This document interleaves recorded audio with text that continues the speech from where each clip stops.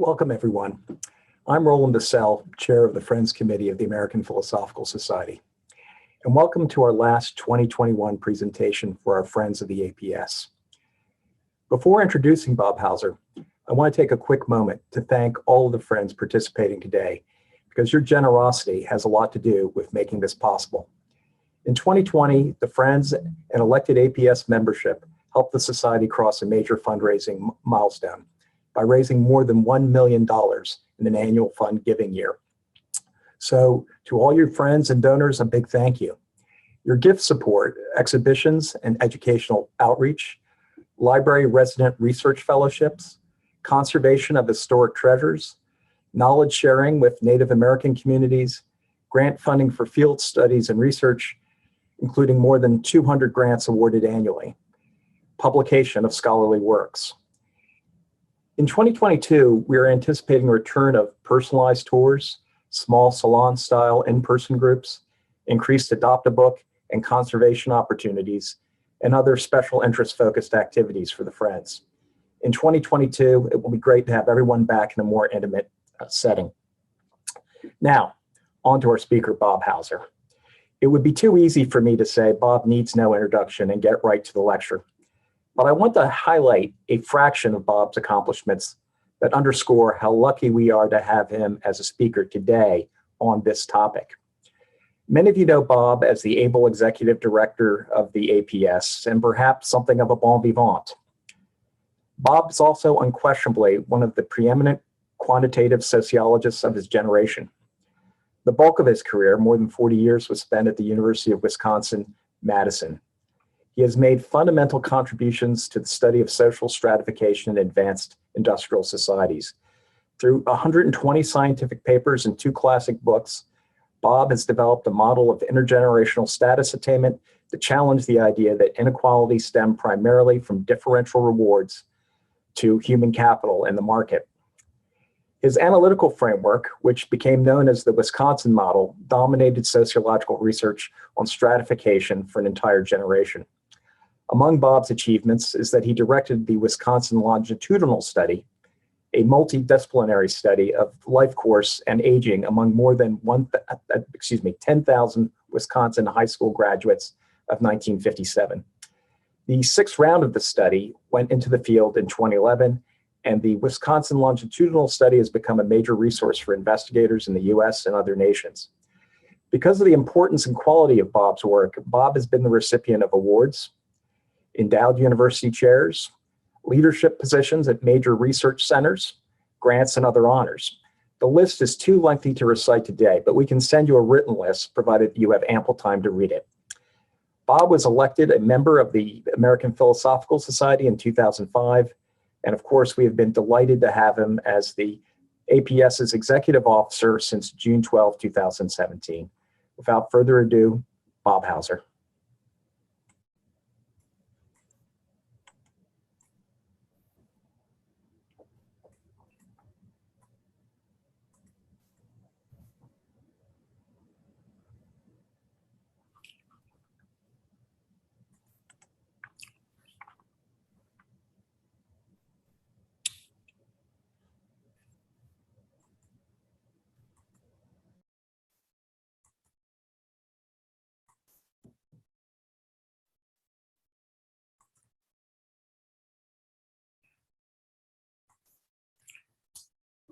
Thanks, Roland. Sorry for that brief delay as I fumble with the technology, but thank you very much, Roland, for that wonderful introduction, most generous, and good afternoon, everyone. The American Philosophical Society is located, as it has been since its earliest days, in Lenapehoking, the homeland of the Lenape people, the real people. We at the APS recognize their continued presence and honor their community and those of other Native peoples, especially through the working partnerships and fellowships of our Center for Native American and Indigenous Research, which has just won a major 5-year grant from the Mellon Foundation. This talk is based on research that I carried out primarily between 2016 and 2018, and that is reported in full in a forthcoming issue of the Proceedings of the American Philosophical Society. I expect that Alexis and Linda will be able to share that with you when it comes out. I hope that it raises and answers a couple of challenging questions, but it adds new questions that should be addressed by others. So here's my agenda. What educational outcomes matter? How does the US fare in international comparisons of academic achievement? And why does the US lag many other nations? And then, is there a way forward? So let me mention 3 educational outcomes that matter for somewhat different reasons. The one that captures the most public attention, and I've shown it in red here because that will be the topic of my talk today, is academic achievement test scores. Everybody seems to focus on those as though they were all that mattered, but that's not the case at all. Grades, teachers' evaluations of performance matter a great deal. In fact, in my research with the Wisconsin data that Roland just mentioned, I was able to show in a collaborative effort with Alberto Poloni that rank in high school class, that is an overall measure of grades in high school, was the major determinant of mortality between high school graduation and the age of 70. It has to do with, in some sense, with conformity, with being careful, with doing the right thing at the right time and the right place. And then there's educational attainment, credentials or years of schooling, which are the most significant immediate primary source of variability in social and economic success in adulthood. But all the same, because of the great public interest in the matter, I'm going to be talking about academic achievement test scores. Let me tell you the bottom line of this talk, and that is that there is a huge disconnect between public perceptions of the quality of American public schools and public perceptions of majority-minority test score differences. And the two are connected because the test score differences explain the standing of the United States in international comparisons of achievement. Now, we know how to reduce majority-minority test score differences to a substantial degree. It has been done at scale, and I'm going to turn to that later on. If we eliminated majority-minority test score differences, the US would have world-class academic achievement. But we need a national commitment to accomplish that. And I see no immediate sign that that is the case. So let me start with an item from 1983, a federal report, A Nation at Risk. And the takeaway line from that report is, quote, and I will have to read it in full. If an unfriendly foreign power had attempted to impose on America the mediocre educational performance that exists today, we might well have viewed it as an act of war. As it stands, we have allowed this to happen to ourselves. It's a wonderful statement. And the problem is it was dead wrong.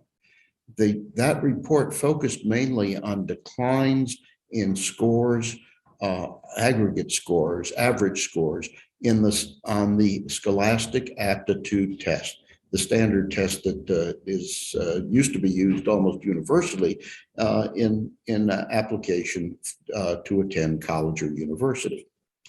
Why was this wrong? Basically, what was happening at the time is that people with lower economic standing and minorities were beginning to take that test in larger numbers.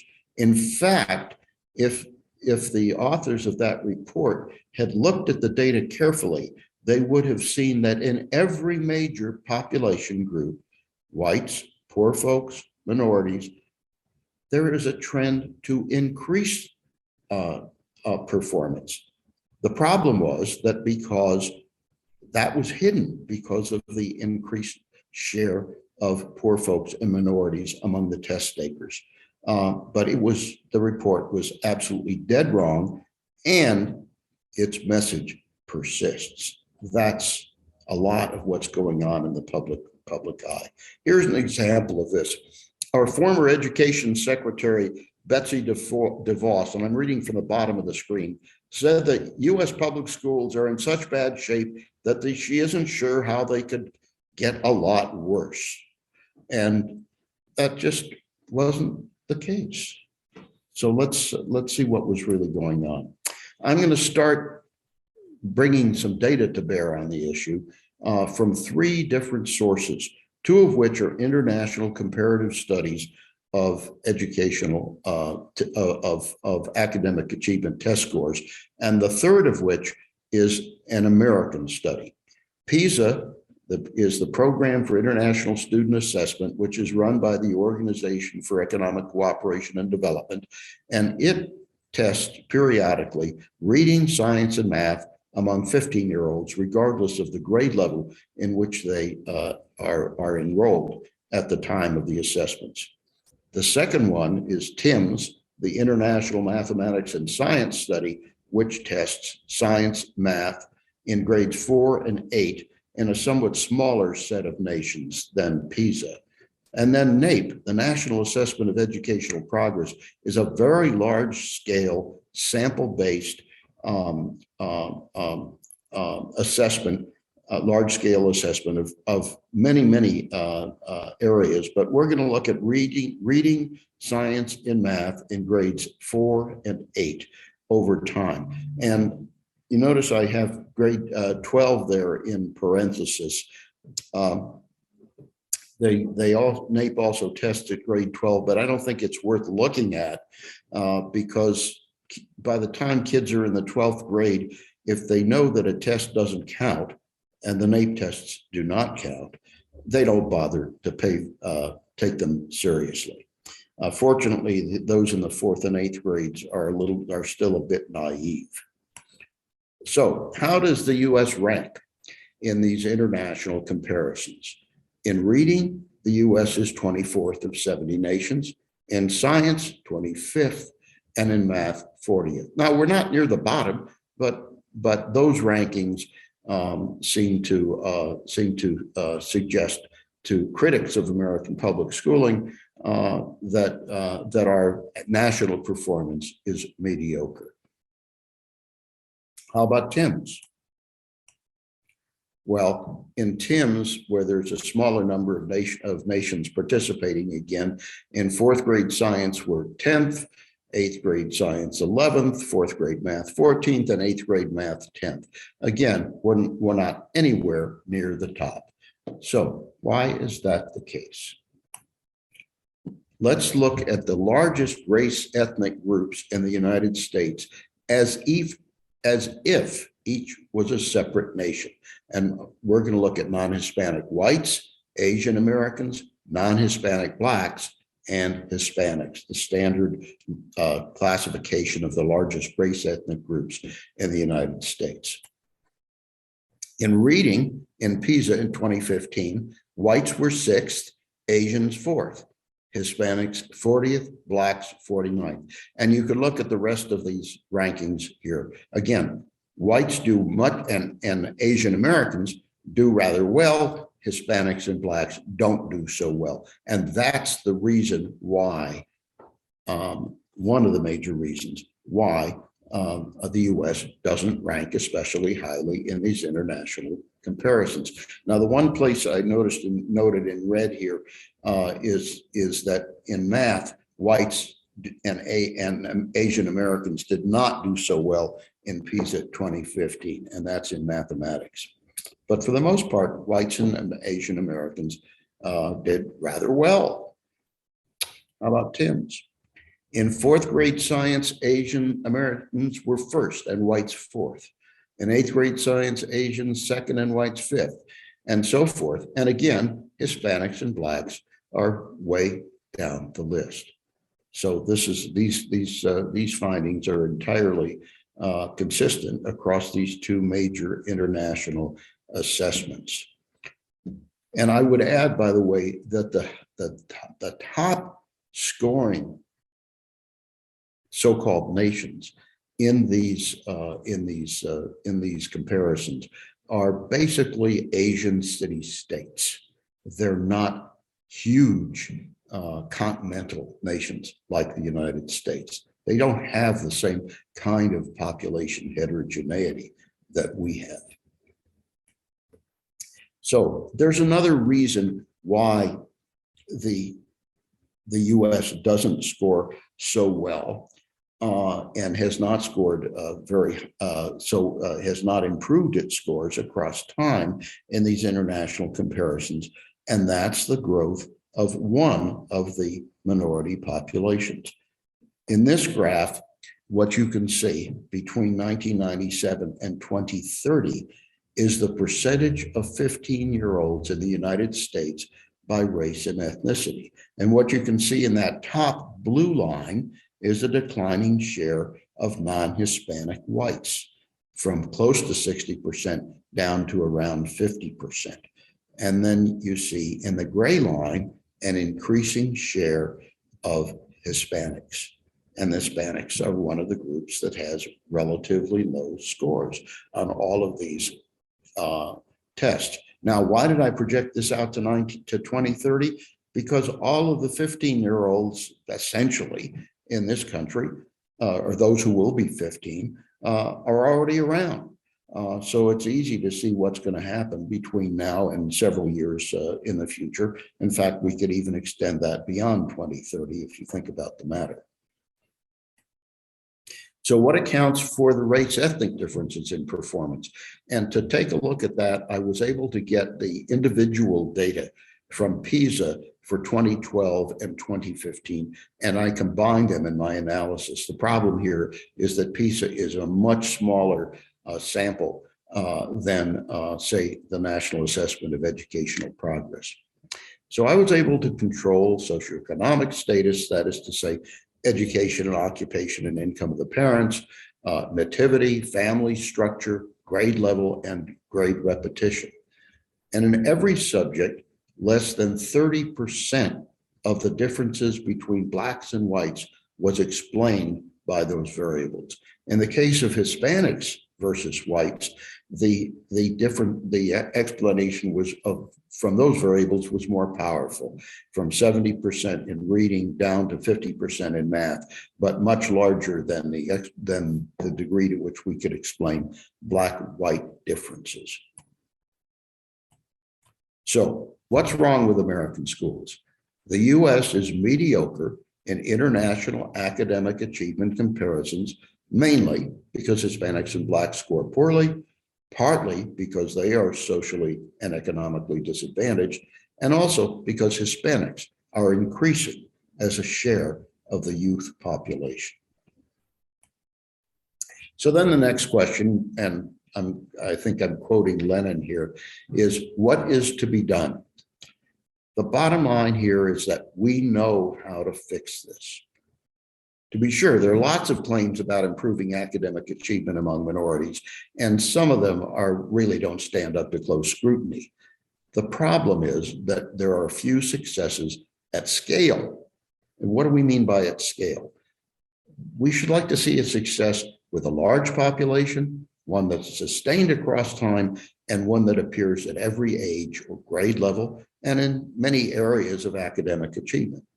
So let's ask whether there is such a case, or perhaps more than one. I'm only going to mention one at length here. And if there is such a case, what accounts for it? And could it succeed nationwide? So let me give you the following scenario. If someone asked you to describe expected achievement scores in a student population where many parents have high personal debt and there's only a single parent at home, 40% of the school population is Latino or Black, students can expect to change schools many, many times as they move through primary and secondary school. What would you expect?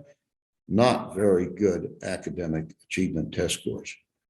So In the example I'm going to give you, though, that isn't so. It is the Department of Defense Education Activity Schools. There are schools all over the United States and around the world maintained by the Department of Defense for the children of enlisted personnel and officers. And they're run on a common model by this outfit called the Department of Defense Education Activity. And they have been done, that has been done for quite a long time. So let's look at trends in reading achievement in the National Assessment of Educational Progress in comparing the US public schools with the DoDea schools. And by the way NAEP, the National Assessment, reports its findings, it treats the DoDea schools as if they were another state. And there are well over 100,000 students in those schools. So let's take a look at this. In the 4th grade and in the 8th grade, the DoDea schools substantially outperform the US public schools. And that's been true for more than 20 years. Quite an impressive difference. What about math achievement? Well, the differences aren't quite as impressive, but they seem to have grown larger in recent years, since about 2013. And again, the DoDea schools' performance is better in general than that of all US public schools. And there's one other interesting thing about the DoDea school performance levels, and that is that there is less variation in test scores in the DoDea schools than there is in the US public schools. And many of us would think that that would be a very good outcome, to have less variability as well as higher scores. So how much better are the DoDea schools than the public schools? And how does that appear in the relative performance of majority and minority students? So in this table, I've produced quite a lot of numbers, but to tell you, to make the story clear, let me just explain one set of numbers, the ones in red. In US public schools, in reading, whites score 26 points higher in the NAEP 2015 tests than blacks. That difference is not quite as large. For those of you with some statistical background, that is a bit less than a standard deviation difference. It's a very large difference. In the DoDea schools at grade 4, the difference in test scores was 9 points. So the advantage of the DoDea schools relative to the public schools in that comparison of whites versus blacks was 17 points. That's about half or more of a standard deviation. And so there are comparable numbers there for reading, science, and math at grades 4 and grade 8, if you look along the bottom 2 rows of that table. And the story here in every case is pretty much the same. The DoDea schools have substantially smaller differences between whites and blacks and between whites and Hispanics than the US public schools. So what do? They have a number of distinct characteristics, and I'm not going to read all of them to you. You can see them on this slide. Perhaps the most important, and that's the first listed on the upper left, is that the military provides a highly organized, centralized chain of command. There's command and control. There's hands-on accountability. Parents have to be involved, And there are family resource centers. And also parents have job security and housing security. And it goes on from there to the several positive characteristics of the schools. One of the problems here, there are so many things that you can point to as being really good about these schools, is that we don't know exactly what accounts for the improved performance. And no one has done a good job of, or even begun to do a good job of trying to figure out which things matter. Maybe they all matter. We just don't know. One of the things the other things I would point out here is that they don't use tests the way public schools use them. Students in the DoDea schools are not subject to the test requirements of No Child Left Behind, and tests are used in positive ways to improve learning. In short, the DoDea schools provide a very attractive wraparound package. But again, there are also negative sides to the DoDea schools. There are frequently family disruptions. There are these frequent moves as people are reassigned to different military locations. There is a problem of bullying in those schools, and there are inadequate services for disabled students. And then there's the big question that's lurking here, and that is, are there selection effects? Is there something special about the parents and kids in those schools that accounts for the lower differences between minority and majority populations? And I'm not going to go into the details here, and the evidence is not terrific, but all of the indications are that I can find is that selection of students and parents doesn't account for the lower minority majority differences in those DoDea schools. So those are pretty much taken seriously. Think about half a standard deviation, the differences that I talked about previously. In evaluation research that I've been exposed to in the course of my career, if you get something like an effective 10% of a standard deviation on account of some different way of doing things, there are parades. I mean, this is a very big deal. These differences are absolutely huge in the size of the differences in test scores between majority and minority students. So what have we learned from the DoDea schools? First, they have higher test scores and markedly lower race ethnic differences than in other public schools. And they are a model at fairly large scale over a long period of time in different areas of academic achievement of what we would like all schools systems to be doing. We don't know which among their distinct characteristics account for their success. And then we have to ask whether there are other similar models that might be successful in civilian populations. There is one that I'm going to mention, which is, and this is a bit speculative on my part, I will say, and that is something called a scheme that is called community schools. There's a lovely publication that I cited at the bottom of this slide that was an evaluation, or at least a compilation of information among some 147 community schools across the country.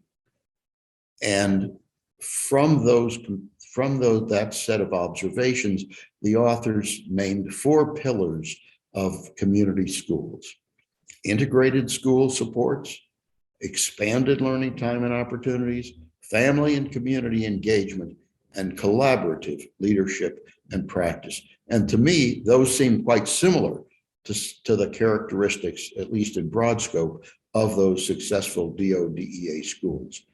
But there isn't a lot of serious evaluation of them. And in fact, the vast majority of the schools that were cited by Daniel, Quartz, and Oakes in their publication had not implemented all 4 of those pillars. So we don't really know whether that model could succeed nationwide.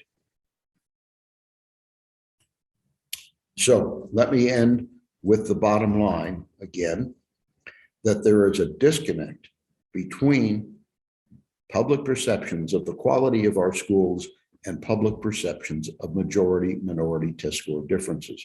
And the two are connected because the test score differences explain the standing of the US in international comparisons of achievement. We do know how to reduce majority-minority test score differences because it has been done at scale. And if we were to eliminate those test score differences, the US would have world-class academic achievement. So how can we accomplish that? We truly need a national commitment to do so. And let me close by saying that I actually need to thank a lot of people who gave me advice as I struggled with this project. I'm not going to be able to list them here, but I have had a lot of help from my colleagues and friends in putting this together. So I thank them as well as you for hearing me try to explain this afternoon. Thank you. Thank you, Bob, for that thought-provoking talk. We have time for questions and answers. So if you would like to submit a question, please use the Q&A button at the bottom of the screen. I'd like to begin with some of the questions that have already been submitted. So Bob, if a researcher were to examine the variables contributing to student success in DoDea schools, what would be a good way of measuring which factors contributed more to academic achievement? I would want to, that's tough because the problem is that in those schools, everything is confounded. That it's an entire package, and there is literally no way to tear that apart because there's this, the treatment in those schools is standardized and everything happens. So you can't tell, you really can't tell from those kinds of schools what it is that makes a difference. In community schools nationwide, where there is real variability in the degree to which different promising practices, let us say, are established, in a national study, one could do pretty well at trying to untangle some of the effects that are most important. But the characteristics of one could look at the educational characteristics, say in the rank and gender and family stability of parents in the military establishments, and get some kind of a handle on what it is about those parents that leads to greater or lesser student success. And I expect that with those kinds of variables, the same kinds of variables that I was able to control in my analyses of the 2015 PISA data, 2012 to 15 PISA data, one could get some kind of a handle on what accounts for the minority-majority differences that still exist in test scores within the DoDea schools. But there isn't as much to work with there analytically as one might like. It's certainly not in ways within the DoD. There are no ways, I think, within the DoDea schools to figure out what accounts for student differences in student success based on the characteristics of the schools themselves, because they're all pretty much the same. David Maxey, our friend, asks, realistically speaking, Bob, is there a model that will work for the nation, or do you see any basis for optimism over time? Well, one of the reasons for not being terribly optimistic is really the current state of the nation. And as far as I've been able to tell so far, with one very important exception, the Biden administration has not made a major commitment to improving the quality of education for all students. The one area that is really important and really promising has to do with preschool education, with free universal preschool education. And that it has been shown, especially by the Nobel Prize winning economist at the University of Chicago, James Heckman, that investments in high quality early education, preschool education, really pay off later in the accomplishments of students and in their life course. So that's a very important investment. But some of you may know that the APS, for the first time in more than half a century, made an appeal to the leaders of the Congress early in the course of this pandemic for a major investment across the board in education in the United States that would be comparable to or perhaps exceed the investment that was made in the National Defense Education Act right after Sputnik, the Russian Sputnik space exploration began. But there has been no positive response to that. And in fact, I've poked around with some fairly savvy political folks trying to see if we could do something based on our statement or our proposal. But to the best of my knowledge, nothing has happened.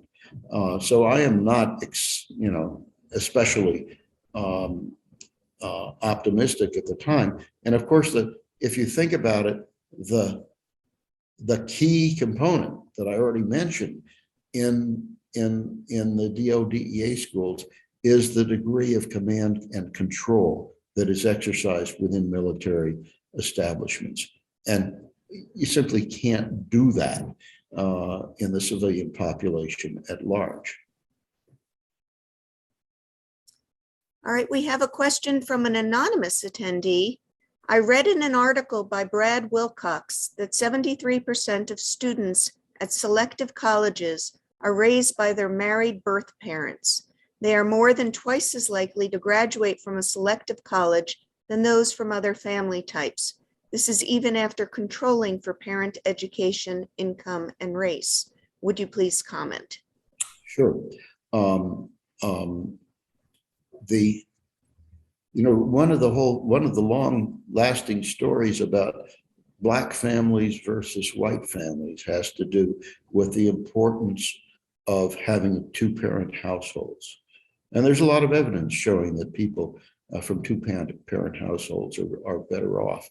Actually, the differentials are larger between two-parent households, and the differences are larger between two-parent households and one-parent households in the white population than they are in the Black population. And I think the story behind that is that other kinds of family ties are more extensive within the Black population than within the white population. So it's surely the case that having a two-parent household, a stable two-parent household, is very favorable to kids. It contributes above and beyond the effects of other aspects of social and economic standing, but it certainly doesn't dominate them. All of those things are important. We have two questions by Rob Kettle. The first is there a difference in funding for various DoDea schools? Do not minority DoDea schools receive as much funding as majority DoDea schools? All of those schools are integrated. I don't believe that there are majority and minority DoDea schools. The great success at racial integration in the United States began with President Truman's decision to integrate the U.S. Armed Forces after World War II. And the U.S. Armed Forces are thoroughly integrated and have been for many, many decades.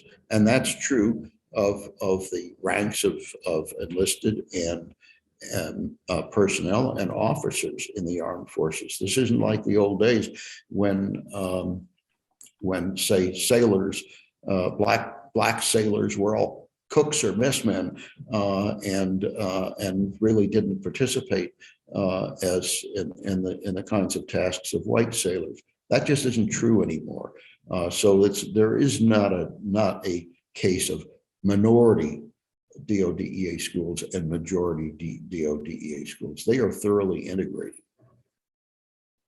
Okay, his other question is, can we implement a national education system that will provide two of the DoDea features, namely families with steady jobs and families required to participate in their children's education? Those are really tough. Certainly the steady job issue is one that one political administration after another attempts to a greater or lesser degree to create, and we certainly don't have that at the present time in the United States. That's a very important ingredient, I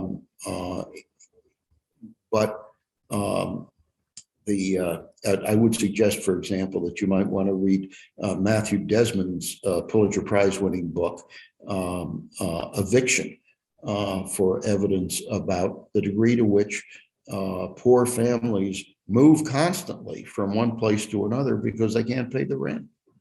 And that certainly has a deleterious effect on schooling. I forgot the second point. Sorry. A part of that description. The families with steady jobs and families required to participate in their children's education. Families required to participate is a really tough thing. There are examples. Well, the military can manage that. They can say, if your kid is not doing well in school, you have to show up and talk to the teacher and change the way you're doing things at home, as well as instruct the kid how to behave in school, so that he's going to catch up or she's going to catch up. So that's something that the military can do that in general it has not been possible to do, say, in public schools. There are schools where that's required. There's been a program for some years in New York called Prep for Prep, where a highly selective program to pick poor and minority kids and prepare them for first-class colleges and universities. And part of that, and they're picked up when they're in middle school. And part of the story there is that the parents must commit to helping their child succeed in school, or the child is not permitted to participate in that program. So the problem here, of course, is that we can't throw kids out of school. We can throw them out of a special program, but we can't throw kids out of public school in general if their parents are not going to be helpful in the education of their children. So that's a real knot. Thank you. Melvin Edelstein writes, how do you explain the superior achievement of non-Hispanic whites and Asians?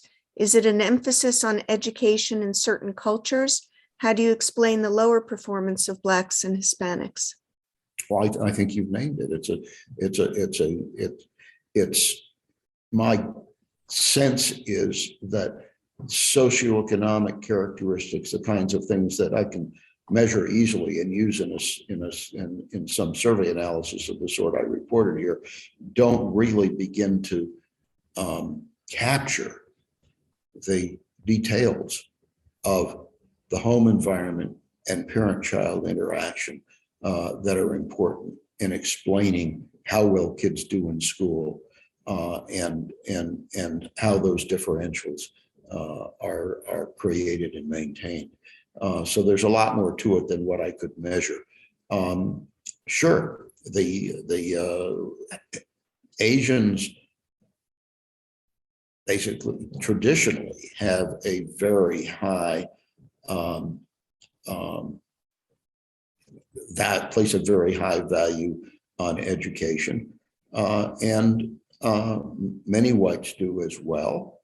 And keep in mind that if you go back to that minority and majority kids in public schools do typically attend schools with different levels of resources, with different quality of teaching, and so on and so forth. So that a lot of the differences in performance there have to do with the quality of schools that kids attend.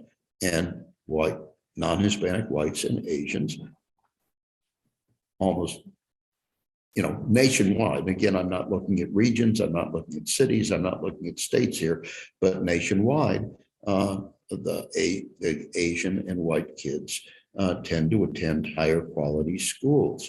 And the sort of lesson here is that we don't have a global failure of American K-12 education. What we have is a global failure in the educational of minority kids. I have two questions that are somewhat related or looking at things a little bit differently. The first is, how have policymakers or other peers in sociology or education reacted to your findings? And then the second comment is, I could imagine talking about your findings could be misrepresented by some groups. What are some of the challenges you see in terms of talking frankly about the problem you identified without getting caught up in politics? Those are great questions. With respect to the first, I have shared this article in draft and in proof with probably dozens of people, and they all think it's clearly so. It's been sort of a taboo to make the connection between the standing of the U.S. in these international comparisons, which everybody says, oh, that's terrible, and the differences in minority and majority performance, which are highlighted in the press every time NAEP findings come out. And that's why I say there's a real disconnect. And I don't know why that connection has not been made and made absolutely clear, because I think it provides, if you will, a very strong prompt for greater investment in the schooling of these minority youth. I'm not sure I should. Well, I'll tell you. I'm going to be doing a podcast and probably saying pretty much the same things with a chap who used to work with me at the National Academy of Sciences, Michael Foyer, who is now the Dean of Education at the George Washington University, and that is his work is widely attended to by other top education folks in colleges and universities. And I'm also been in touch about this with a fellow named Richard Atkinson. You may know him mostly as the former president of the University of California system. And he also has a lot of excellent connections. So I'm going to be pushing this forward, and I hope in the press as well as in these kinds of talks as this paper comes out. So the kinds of responses I've gotten to this are really uniformly positive. The big question that people have asked is, to what degree can the DoDea model be applied more generally, and that's and to what degree can that be explained by selection? And again, I was able to assemble some evidence about that, but not entirely convincing. Give me the second part of that, second question again. I imagine talking about your findings could be misrepresented by some groups. What are the challenges you see in terms of talking frankly? Okay, absolutely. Some of you are probably old enough to remember the horrific book by Herrnstein and Murray, The Bell Curve, which came out in 1994 and basically attributed majority test score differences to genetic differences. I don't believe in that, not for a minute. And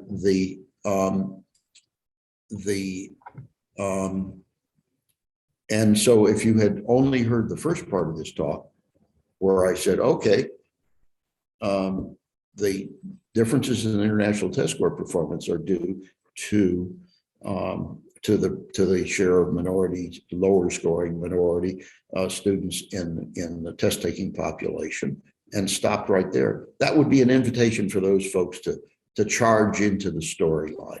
And that's the reason why, once I saw those findings, I wanted to find an exemplar at scale of substantial long-term success in raising the academic achievement test scores of minority students. And the DoDea schools provided it.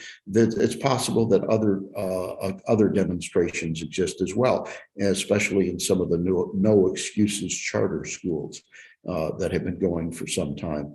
But the DoDea success is really much better documented than and broader in terms of its coverage nationally than the charter school successes. So I wanted to focus on that one. We have a question from an anonymous attendee.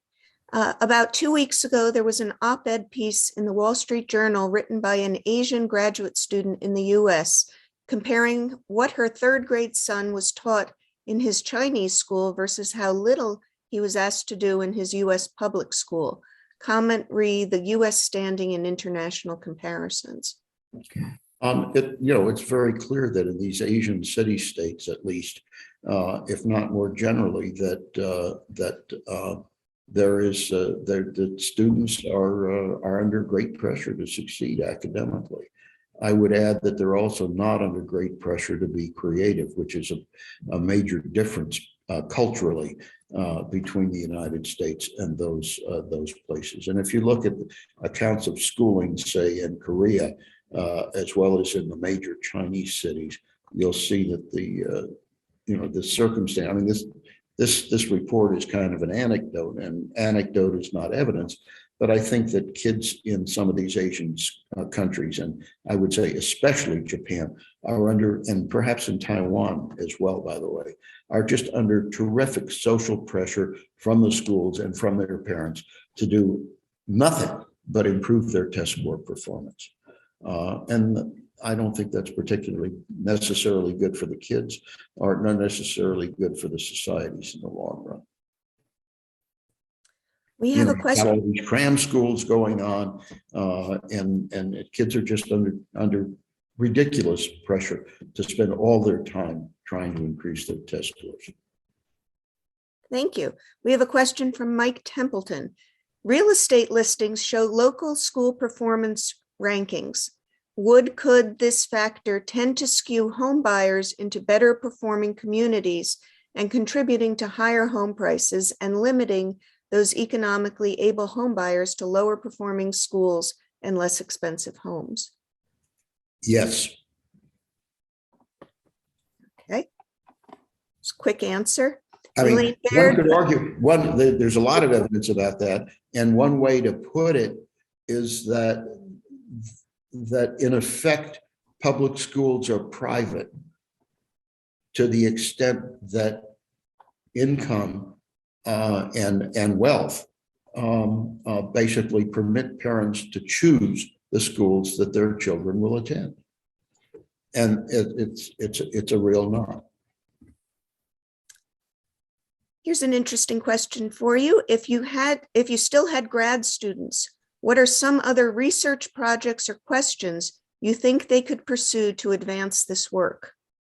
Well, the first one that I would want them to undertake would be to really get access to more of the information that the Department of Defense holds about the characteristics of military people who are in the military, so that one could really nail the question that I've raised about whether there are selection effects in those DoDea schools. Is that really an exemplar of success, or is it, in education, or is it something else? The second thing that I would want to do is to try to create a much larger project, which would be to do a national study of the characteristics of schools that purport to be community schools, to see what kinds of practices they actually engage in, to see whether they have ways, this is not my expertise, to see if they have ways of dealing with that issue of ensuring parental engagement, and to see which characteristics of those schools, which will vary unlike the DoDea schools, may best account for student success in general and for the reduction of majority minority differences in particular. We have a question from Eileen Baird. How about paying educators a higher salary to attract more people to teach in our public schools? I think that's a great idea. You know, one of the things that is really, I would argue, been problematic for public schools. You know, we don't think of, in a lot of cases, we don't think of unintended consequences, but think about the improvements in the status and opportunities of women that have occurred over the past, say, 5 or 6 decades.